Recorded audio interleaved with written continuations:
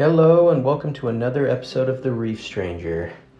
I know, every time you see my tank it looks pretty much completely different.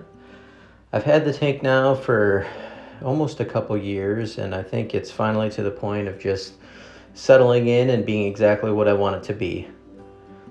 The tank consists of 3 bubble tip anemones, quite a few different corals, mostly softies.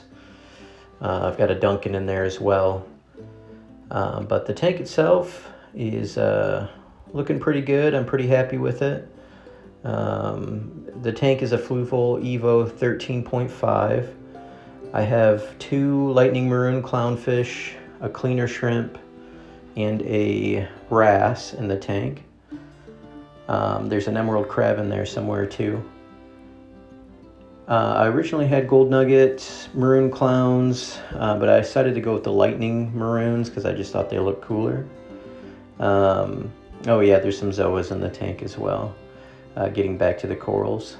The tank's pretty self-sufficient. I do a water change once every 2 weeks. I have an auto top off on the tank. I have a mini refugium in one of the back chambers. It grows Kato in the back. I usually tear out a pretty big chunk of it when I do water changes. I clean the glass pretty much once a day.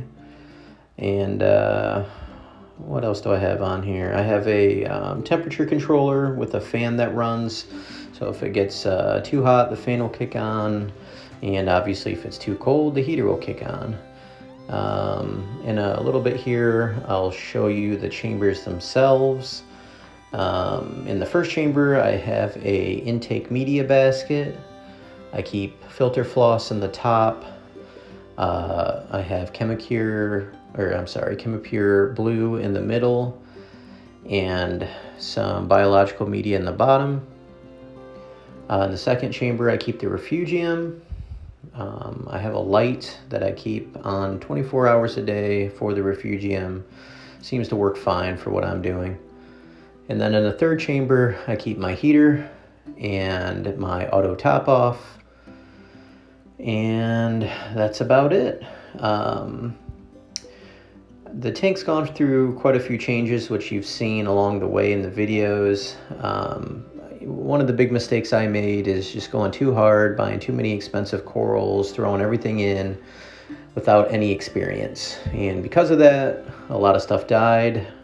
I spent a lot of money, and I regret getting into the hobby and just going full force as quickly as I did. It was definitely a rookie mistake.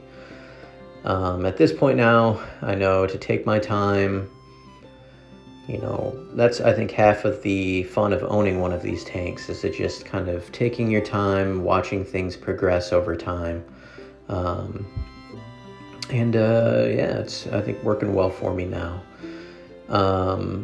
Here's a little video of what's underneath the hood. I got my temperature controller. I got a battery backup. I use a Kessel A160 light, and that's the controller on the left side. And on the right side is the controller for my MP10 that I use. I'd like to make more videos. It's tough. I don't have a lot of time. I've got 2 little ones at home and my wife, and I spend a lot of time with work and family, so I don't get to make a lot of these. But hopefully that'll change and I'll be able to start making them a little quicker.